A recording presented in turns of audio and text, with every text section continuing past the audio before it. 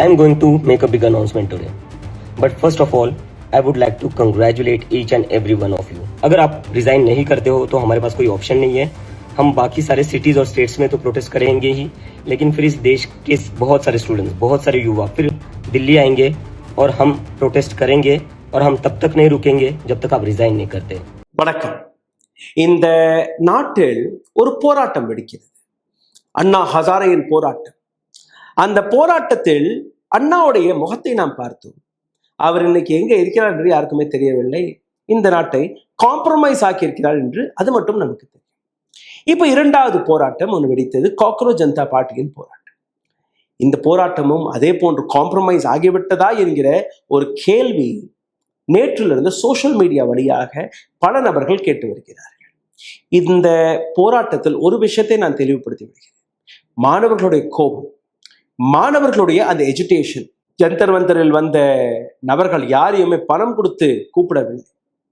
அனைத்து நபர்களுமே தானாகவே அந்த கோபத்தை வெளிப்படுத்துவதற்காக வந்த நபர்கள் மட்டும்தான் என்கிற இந்த விஷயத்தில் நான் தெளிவாக இருக்கிறேன். ஆனால் இந்த போராட்டத்திற்கு பின்னாடி பிஜேபி உள்ளதா என்கிற அந்த கேள்வியை இன்னைக்கு மிக ஆழமாக நான் உங்களுக்கு முன்பு எடுத்து வைக்க போகிறேன். நான் தவறாக இருக்கலாம். இந்த வீடியோவை பார்த்து பல்வேறு நபர்கள் கீழே கமெண்ட் பாக்ஸில் உங்களுடைய எதிர்ப்பையும் எனக்கு எதிராக தெரிவிக்கலாம். ஆனால் நான் உங்களுடைய எமோஷன்ஸை பேலன்ஸ் அவுட் செய்வதற்காகவும் உங்களை சந்தோஷப்படுத்துவதற்காகவும் இந்த பொறுப்பில் கிடையாது. ஒரு பத்திரிகையாளராக இருக்கக்கூடிய நான் சரியோ தவறோ, உண்மை எவ்வளோ கடினமாக இருந்தால் கூட, எவ்வளவு கேவலமாக இருந்தால் கூட அந்த உண்மையை நான் உங்களுக்கு எடுத்து வைக்க கடமைப்பட்டிருக்கிறேன். அதனால் அந்த உண்மையை நான் உங்களுக்கு முன்பு எடுத்து வைக்க போகிறேன். நீங்க எந்த விதமான ரியாக்ஷன், எந்த விதமான கமெண்டை போட்டாலும் எனக்கு கவலை இல்லை. இந்த வீடியோவில் உங்களை இன்னும் ஆழமாக கூட்டிச் செல்வதற்கு முன்பு ஒரு சிறிய கோரிக்கை. உங்களுடைய சேனலை தொடர்ந்து முடக்கக்கூடிய வேலையை பார்த்து வருகிறார்கள். இதிலிருந்து மீட்டெடுப்பதற்காக உங்களுடைய உதவி தேவைப்படுகிறது. நீங்க செய்ய வேண்டிய சாதாரணமான விஷயங்கள், லைக், ஷேர், சப்ஸ்கிரைப் பட்டனை தட்ட மறக்காதீர்கள். உங்களுடைய கேள்விகளை, கருத்துக்களை கீழே கமெண்ட் பாக்ஸில் எழுதிவிடுங்கள். இதையும் தாண்டி பொருளாதார ரீதியாக எங்களை சப்போர்ட் செய்ய நினைக்கக்கூடிய நபர்கள் அருகில் இருக்கக்கூடிய QR கோடை பயன்படுத்தி உங்களால் முடிந்த உதவியை தெரிவிக்கலாம். உடல் வலிமையை உறுதி செய்யும் சிலாஜித், கவனத்தை மேம்படுத்தும் அஸ்வகந்தா மற்றும் உயிர் சக்தியை பெருக செய்யும் சஃபேடு முஸ்லி போன்ற இமயமலையின் உணவுப் பொருட்களை கொண்டு வந்து மிஸ்டர் பர்ஃபெக்ட் உருவாக்கப்பட்டுள்ளது. உங்கள் முழு குடும்பத்தின் ஆரோக்கியத்தை மா நேச்சுரல்ஸ் மூலம் உறுதி செய்திருங்கள். 100% இயற்கையான மூலிகை பொருட்கள் மூலம் உருவாக்கப்பட்ட மிஸ்டர் பர்ஃபெக்ட் மற்றும் மிஸ் பர்ஃபெக்ட் தலைமுறையாக குடும்பங்களின் உடல் வலிமை, மன வலிமை மற்றும் மகிழ்ச்சியை பெருக செய்கிறது. உங்கள் மகிழ்ச்சியான பயணத்தை துவங்க www.mannaturals.com என்ற இணையதளத்தை பார்வையிடவும் அல்லது வாட்ஸ்அப் எண்ணிலும் தொடர்பு கொள்ளலாம்.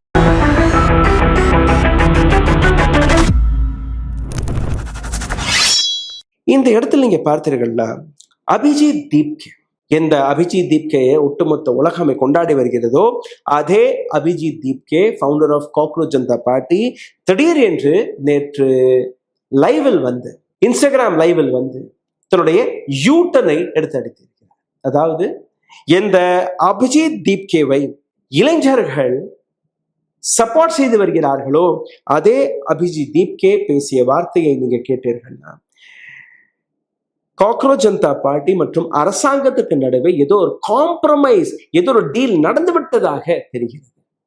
இந்த டீல் உண்மையா பொய்யாது வேற விஷயம். ஆனால் இந்த டீலுக்கு பின்னாடி இருக்கக்கூடிய பல்வேறு காரணங்களை நாம் பார்க்க வேண்டும்.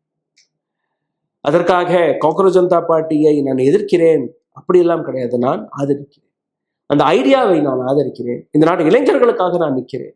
ஆனால் எதற்காக இவர் வந்து அந்த யூட்டன் அடித்தார் என்கிற அந்த விஷயம், என்னுடைய வேலை உங்களுக்கு முன்பு உண்மையை எடுத்து வைப்பது மட்டும்தான். சரி, இந்த இடத்துல நீங்க பார்த்தீர்கள்னா நேற்று அபிஜித் தீப்கே லைவில் வந்து என்ன கூறினார், அதை நீங்க முதலில் கேட்க வேண்டும்.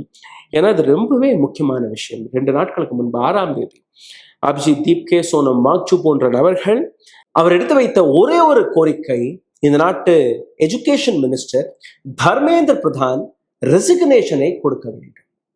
ரெசிக்னேஷனை இன்னைக்கு மாலை 5 மணிக்குள் கொடுக்கவில்லை என்றால் இந்த போராட்டம் நாடு முழுவதும் வெடிக்கும். 5 மணி ஆனது. அப்புறம் அந்த ஸ்டேட்மெண்ட்டை மாற்றினார்கள். ஸ்டேட்மெண்ட் என்ன? அடுத்த 7 நாட்களுக்குள், அதாவது சனிக்கிழமை 6ஆம் தேதி இந்த போராட்டம் வெடித்தது, வரக்கூடிய சனிக்கிழமை வரை தர்மேந்திர பிரதான் அவர்கள் தன்னோட ரெசிக்னேஷனை கொடுக்கவில்லை என்றால் ஒட்டுமொத்த இந்தியாவில் இந்த போராட்டம் வெடிக்கும்.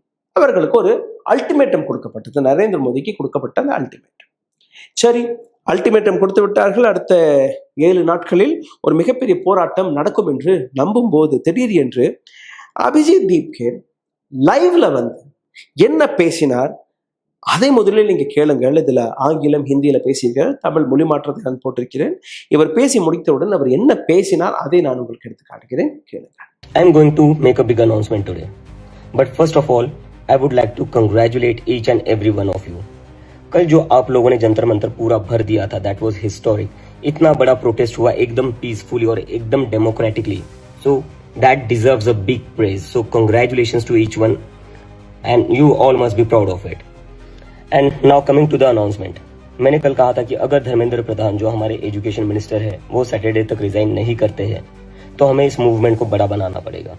सो in going in that direction, अगर धर्मेंद्र प्रधान सैटरडे तक रिजाइन नहीं करना चाहते, I want to announce this that मैं खुद कई सारे स्टेट्स में जाऊंगा, कई सारी सिटीज में जाऊंगा और वहां पर हम प्रोटेस्ट करेंगे. कॉकरोच जनता पार्टी की तरफ से डिमांड करेंगे कि धर्मेंद्र प्रधान को रिजाइन करना चाहिए. और उसके बाद भी धर्मेंद्र प्रधान अगर रिजाइन नहीं करते हैं देन हम सब पूरे देश के जो स्टूडेंट्स है, इस देश का जो युवा है, वो फिर से एक बार दिल्ली आएगा. सारे के सारे लोग दिल्ली आएंगे और दिल्ली में हम एक बहुत ही बड़ा प्रोटेस्ट करेंगे जो पूरी तरीके से पीसफुल होगा, पूरी तरीके से डेमोक्रेटिक होगा, जैसा हमारा कल वाला प्रोटेस्ट था.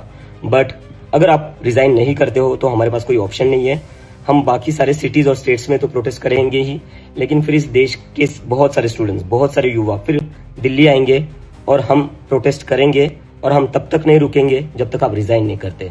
सो I request the education minister again, please resign, take some moral responsibility. 1 crore से ज्यादा स्टूडेंट्स का फ्यूचर बर्बाद हुआ है. So please resign. If you don't resign we have no other option but to take this movement forward. 6ஆம் தேதி நீங்க அனைவருமே வருகை தந்ததற்கும் எங்களுக்கு இவ்வளவு சப்போர்ட் பண்ணதுக்கும் மிக மிக நன்றி. அதற்கு பின்பு ஒரு அனௌன்ஸ்மெண்ட் இருக்கு, அந்த அனௌன்ஸ்மெண்ட்டை நான் உங்களுக்கு எடுத்து வைக்கிறேன். இது அபிஜித் தீப்கேவுடைய வார்த்தை. அனௌன்ஸ்மெண்ட் என்ன? தர்மேந்திர பிரதான் அவர்கள் வரக்கூடிய சனிக்கிழமை வரை ரெசிக்னேஷன் கொடுக்கவில்லை என்றால் போராடும் என்று கூறினார். ஆனால் இப்ப என்ன கூறுகிறார்? அப்படி அவர் ரெசிக்னேஷன் கொடுக்கவில்லை என்றால் நாடு முழுவதும் இதற்கு மேல் நான் போக போகிறேன். ஒவ்வொரு ஸ்டேட்டாக நான் போவேன். ஸ்டேட்ல போய் நான் போராட்டங்களை நடத்துவேன், எதிர்ப்பை தெரிவிப்பேன். அப்பவும் அவர்கள் இந்த ரெசிக்னேஷனை கொடுக்கவில்லை என்றால் மறுபடியும் டெல்லிக்கு வந்து அப்போ நான் இந்த போராட்டத்தை கைவிடுவேன். இந்த இடத்துல சந்தேகம் வருமா வராது? இந்த இடத்துல உங்களுடைய சாஃப்ட்னஸை பார்த்து சந்தேகம் வருமா வராது? இதுதான் சோசியல் மீடியாவில் நேற்றிலிருந்து ஒரு மிகப்பெரிய கேள்வியாக எடுத்து வைக்கிறார்கள். இதை தாண்டி நீங்க பார்த்தீர்கள்னா இந்த கன்ஃபியூஷனை கிரியேட் செய்த அபிஜித் தீப்கே, அவரை நம்பி வந்த மாணவர்கள் மகாராஷ்டிராவிலிருந்து, ராஜஸ்தான்ல இருந்து, ஹரியானாவிலிருந்து, பஞ்சாபிலிருந்து, பீகார்ல இருந்து, உத்தரப்பிரதேசத்திலிருந்து எங்கெல்லாம் மாணவர்கள் அங்க வந்தார்கள். இந்த மாணவர்கள் ஒரு பக்கம், அபிஜித் தீப்கே ஏர்போர்ட்ல இறங்கியவுடன் அவர் போன் செய்த நபர் அது இன்னொரு பக்கம். பிருந்தா கராத் அவருக்கு அவர் போன் செய்கிறார். லெப்டிஸ்ட் சப்போர்ட் இவருக்கு இருப்பதாக கூறுகிறார். லெப்ட் ஒரு தீவிரவாத அமைப்பு கிடையாது. அப்படி அவர் போன் பண்ணிட்டா என்னதான்? ஏன்னா ஐசாவுடைய ஸ்டூடெண்ட்ஸ் அங்க வந்து விட்டார்களா, ஜேஎன்யூ மாணவர்கள் அங்க வந்து விட்டார்களா, அவர்கள் வரவில்லை என்றால் இந்த போராட்டம் ஃபெயில் ஆகிவிடும் என்று அந்த பிஜேபியில் இருக்கக்கூடிய ஐடி வங்கை சார்ந்தவர்கள் கூறுகிறார்கள். வெஸ்ட் பெங்காலில் லெப்டோடைய அரசாங்கம் இருந்தது, கேரளாவில் இதுவரை லெப்டோடைய அரசாங்கம் இருந்தது. அதாவது லெஜிட்டிமேட்டாக இந்த நாட்டு டெமோக்ரஸி வழியில் இவர்கள் வந்து இப்போ நீங்க பார்த்தீர்களா பார்லிமெண்டில் லெப்டோடைய எம்பிக்கள் இருக்கிறார்கள், எம்எல்ஏக்கள் இருக்கிறார்கள், அங்கங்க கேரளாவில் இருப்பார்கள், வெஸ்ட் பெங்காலில். ஸோ அவர்களை போன் செய்தது தவறான நீங்க பார்த்தீர்களா கிடையாது. ஆனால் இதையும் பிஜேபி கோதி மீடியா ஹைலைட் செய்து எடுத்து காட்டுகிறது.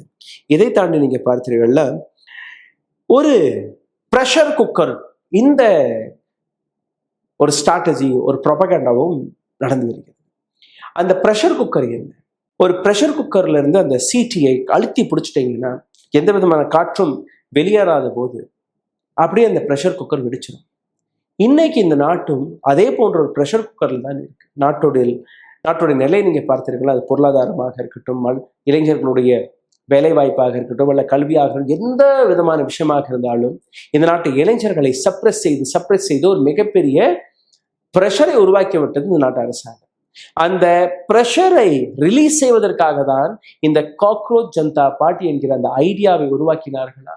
காரணம், இந்த ஜென்சியை திரட்டுவதற்கான முயற்சியில் காங்கிரஸ் பார்ட்டி இருக்கிறது. கடந்த 8 மாதங்களாக ராகுல் காந்தியோடைய இந்த முயற்சி.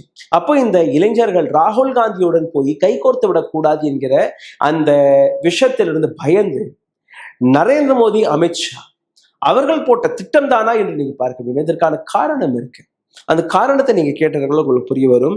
எப்படி இந்த போராட்டத்திற்கான பர்மிஷன் இவர்கள் கிடைத்தது, இந்த கேள்வியும் கேட்கிறார்கள். காரணம், ராகுல் காந்தி ஹாத்ரஸ் விக்டமை போய் பார்க்கும்போது சந்திக்க விடவில்லை. அதாவது இந்த நாட்டில் இருக்கக்கூடிய அரசாங்கம் எந்த விதமான கேள்வியும் அல்ல எதிர்ப்பையும் ஏற்றுக்கொண்ட அந்த வரலாறே கிடையாது.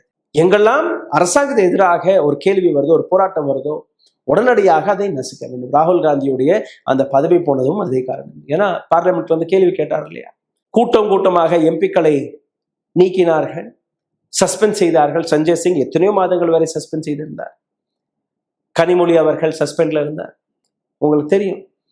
அப்போ அந்த சஸ்பெண்ட் செய்ததற்கு பின்னாடி பல சட்டங்களை இவர்களே வாய்ஸ் ஓட்டை வைத்து பாஸ் செய்த கதையும் உங்களுக்கு தெரியும். அப்போ ஒரு அரசியல் கட்சி நரேந்திர மோடி and அமித்ஷா எந்த விதமான எதிர்ப்பையும் ஏற்றுக்கொள்ளாத போது அவர்கள் எப்படி இந்த காக்ரோச் ஜனதா பார்ட்டிக்கு இவ்வளோ பர்மிஷனை கொடுத்தார்கள்? அவர் அங்க இறங்குறாரு, இறங்கிய அடுத்த நிமிஷமே அவருக்கு பெர்மிஷன் கிடைக்கிறது. இந்த மாதிரி நீங்க ஜந்தர் மந்தர்ல போய் போராடலாம். அப்போ ராகுல் காந்தி சம்பல் அங்க நடந்த ரயட்ஸ், அவர்களுடைய விக்டிம்ஸை போய் சந்திக்க போகும்போது அங்கேயும் யாரையும் போக விடவில்லை. பஞ்சாப்ல ஃப்ளட் அஃபெக்டட் ஏரியாஸ்களுக்கு யாரையுமே போக விடவில்லை. மணிப்பூர் பிரைம் மினிஸ்டர் மோடி அங்க போகல, ராகுல் காந்தி அங்க போகும்போது அவரையும் அங்க போக விடலை. லக்கின்பூர் அதுலயும் இதுதான் நடந்தது. சரி, இதை விட்டு விடுங்க. பாரத் ஜோடோ நியாய யாத்ரா இது குவாஹாட்டியில என்டர் செய்யும் போது அங்க போக விடவில்லை.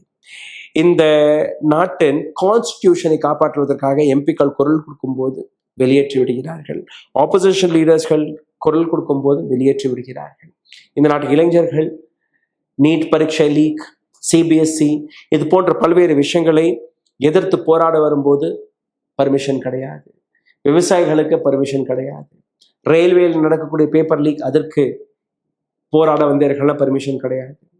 அக்னிவீர் திட்டத்திற்கு எதிராக மாணவர்கள் போராடும் போது அதற்கு பர்மிஷன் கிடையாது. அதாவது ஒவ்வொரு இடத்திலுமே பர்மிஷனை மறுத்து வந்த இந்த அரசாங்கம் திடீர் என்று எப்படி இந்த பர்மிஷனை கொடுத்தது என்கிற அந்த கேள்வி வெளிவருகிறது.